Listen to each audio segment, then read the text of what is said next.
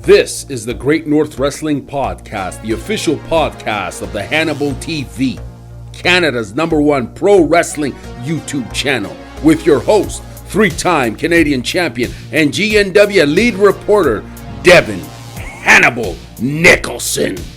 This is Hannibal from thehannibaltv.com, and this week on the Great North Wrestling Podcast, we have former UFC Pride, Strikeforce, Cage Rage, Dream, Elite XC, and 1FC fighter Phil Baroni, and his manager Matthew, King of Connecticut, Granahan, is also on the line. How are you guys doing today?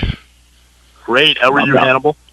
I'm doing great. I just want to know, Hannibal, did you give him that list to announce me?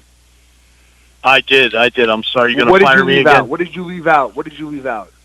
I think the word legend I perhaps neglected to leave. Okay.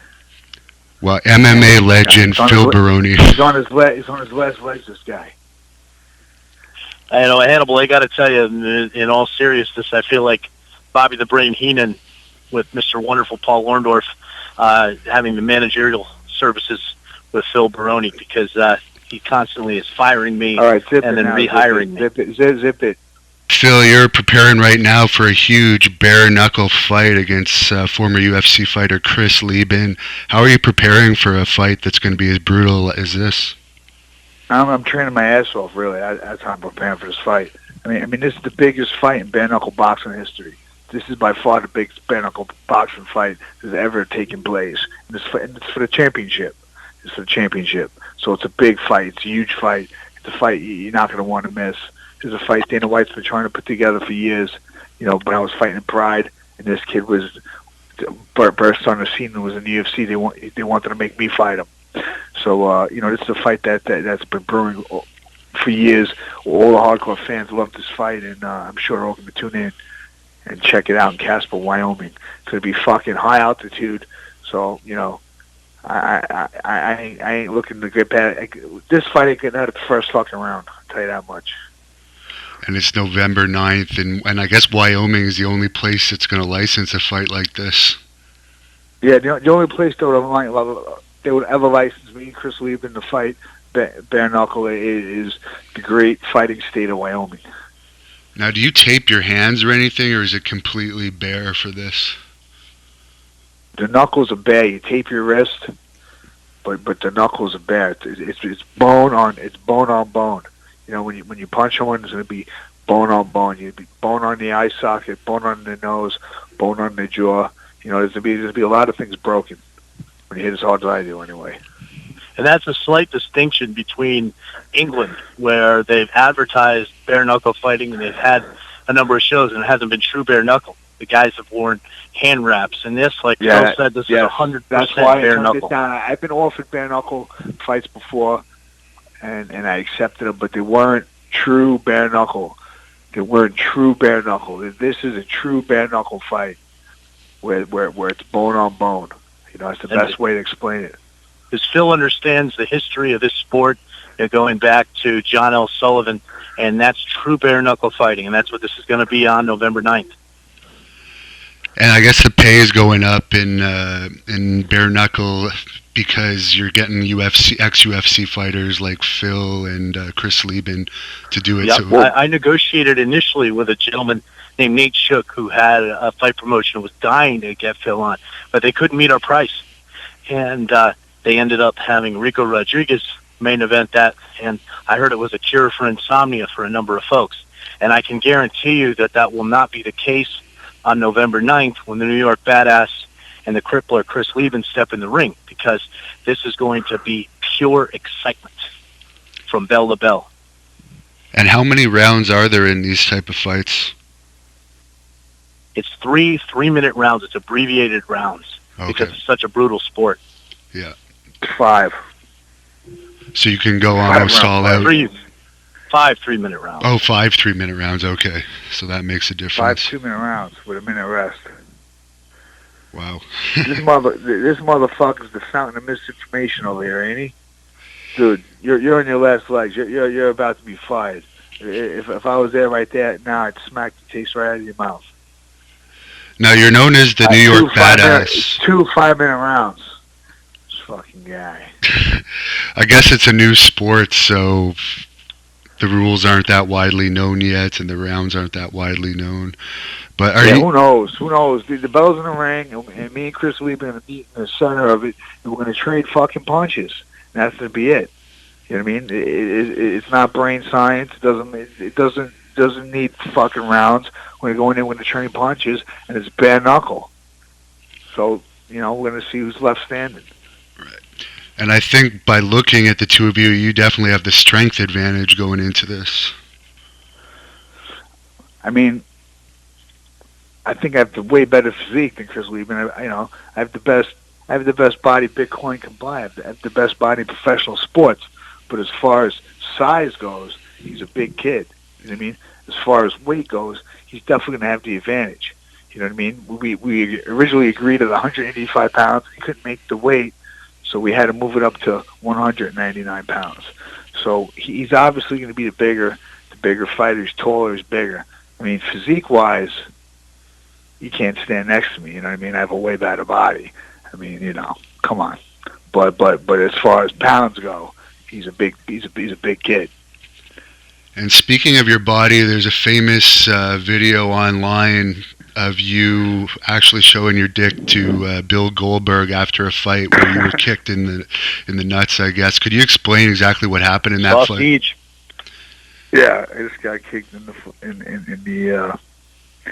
dick, and I had like a 6-7 inch bruise on half of it. So I showed him.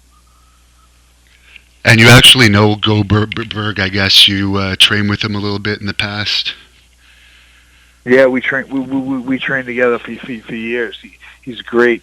He's a great martial artist. He's a great fighter, a great pro wrestler. Has he given you any advice on pro wrestling? Because I know you're getting into pro wrestling a little bit now.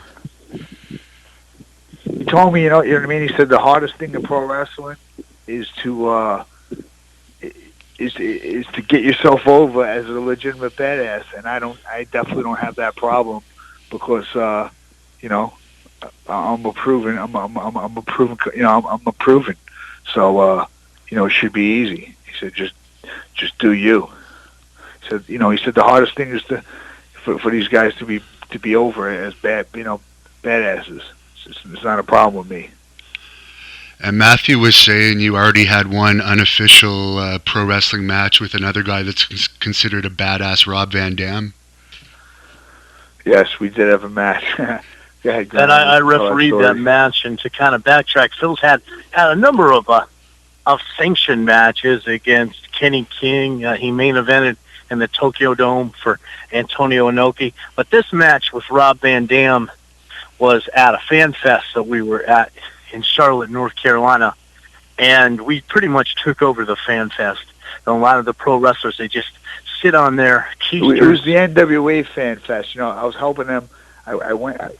They gave us a table, me and the Grindable, to him to sell his book that he came out. Probably the greatest book ever written. Thank you, Phil. I concur. And let's just get the plug out there for the book. Folks can buy Rough and Tumble, The History of American Submission Wrestling, Definitive History on MMA and Wrestling at ERIKPAULSON.com.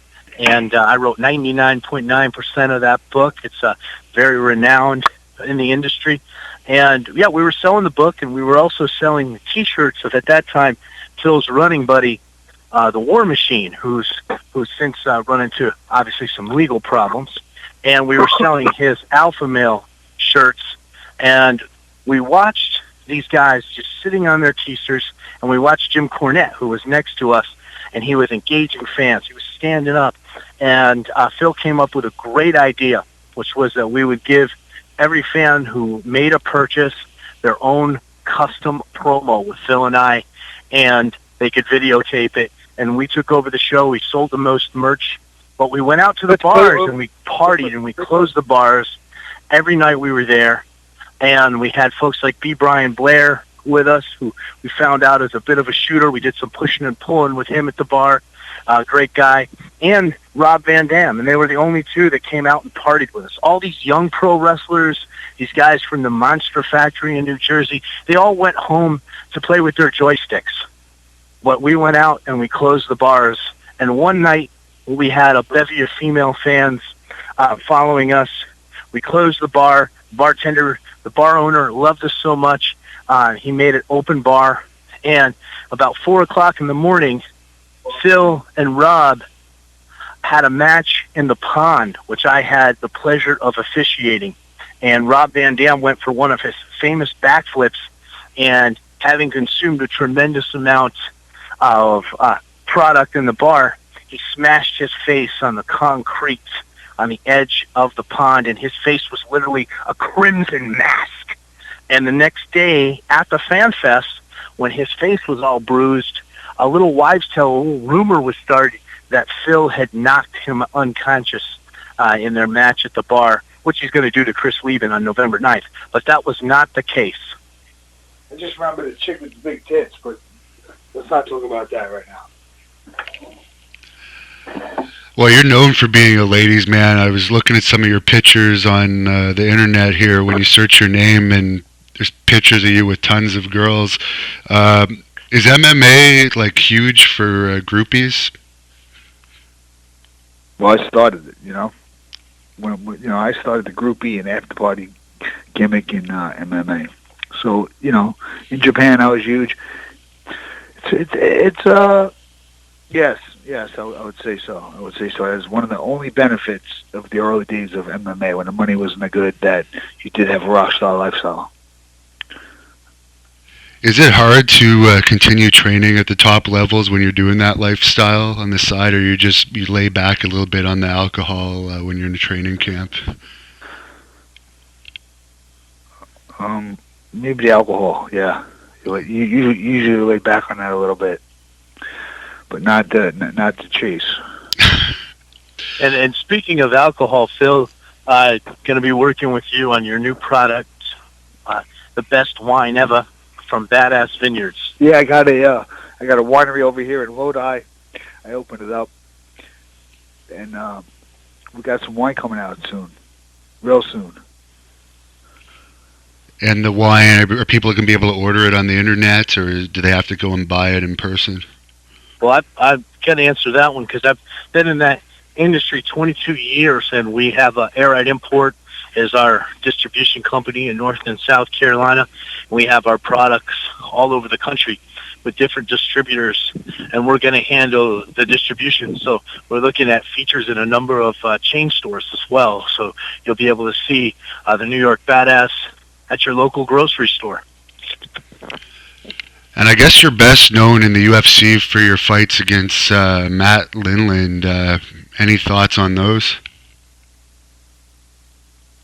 I won them. The judges suck. That's about it. Good fights.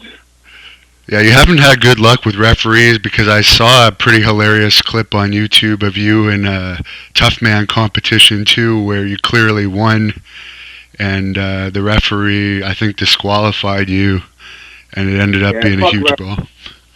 Yeah, I've always had problems with referee. I punched a referee in the face in the UFC. I've always had problems with referees. You know what I mean? I don't like them. And I guess I grew up watching pro wrestling, and I put my hands on them. What did you think about CM Punk's MMA fight? Speaking of pro wrestling, he sucks at MMA. He's a pretty good pro wrestler, but I mean, how good would he do in a pro wrestling fight? Really, look at his body. Half the guys he gets over on, he would never beat in a real fight. You know what I mean? He's definitely not. He's definitely not. He's definitely not built for it. He's definitely not built for the fighting.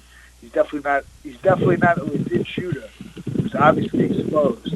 I mean, somebody like me gets in the ring. I'm a real shooter. You know what I mean?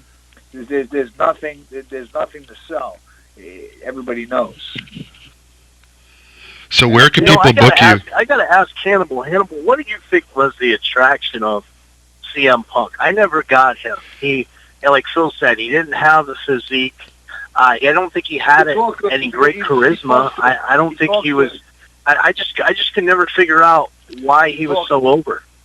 He talks good, and Dorks recognize, Mark's, I never thought he had any great promo skills, but that was just my opinion. I don't think the mainstream fans liked him, but those internet smart marks liked him. Yeah, the marks liked him. The smart marks liked him. You thought. Smart marks liked him. Yeah, I want to throw this out there. Speaking of professional wrestling, is Phil's lineage. His uncle there, the legendary Captain Lou Albano. That's pretty cool. He's in the WWE Hall of Fame, I think, too, isn't he? He is. Yeah. He is. He's a legend. And Phil doesn't like to talk too much about his family, but he grew up attending the events in New York, and I really think that I've told Phil for years that he needs to get some rubber bands in that beard of his. Yeah, I mean, that actually might help him get a job with WWE if they found out that he was the nephew of Captain Lou Albano. I think so. There's a lot of nepotism over there, that's for sure. Briscoe knows. They know. Yeah, we've dealt in the past with Jerry Briscoe, and that's something interesting thing that we might even kind of rehash a little bit is Phil was supposed to go into NXT, and we got the thumbs up from Briscoe years ago, and this was 2015, and we had the emails from Briscoe and everything that we shared, and we got some stories on it on a number of MMA publications that it was going to go down, because at a certain point Briscoe told me, yeah, you can go ahead and tell everybody. Jerry told us to go forward with it, but then they found out that Phil had beaten the hell out of Rob Van Dam in Charlotte, North Carolina at that Fan Fest, and the whole deal went south from there. And I thought that was kind of ridiculous when you look at all these people they bring over. So those guys, we don't have a lot of love for the WWE. No, dude, this guy, he's just stupid as shit. So I guess in Phil's immediate future, he's going to be focusing on the bare knuckle fighting and the wine. Cut this fucking grandhand at this fucking interview. Fuck. WWE. Well, let's end the interview just to rehash. November 9th, you're fighting Chris Leben. Any final thoughts on Leben to leave the fans with? Use the first interview. Granahan's a fucking idiot. Use the first interview. So are you going to fire me again? This is you're fired, bro. You're fired. I thought I was on the phone with Phil Baroni, not Donald Trump or Vince McMahon here. But, you're fired. Yeah, you suck. Bye. All right, so November 9th, check it out. It's going to be on pay-per-view, I guess. Search it online. Phil Baroni. Even Phil Baroni. It's going to be huge. And I'm gonna have to have a word with Phil after this interview. And Matthew, what's Phil's Twitter? I don't know if Phil's still on the line or not, but what's his Twitter where fans can follow him on Twitter? It's just at Phil Baroni. Okay.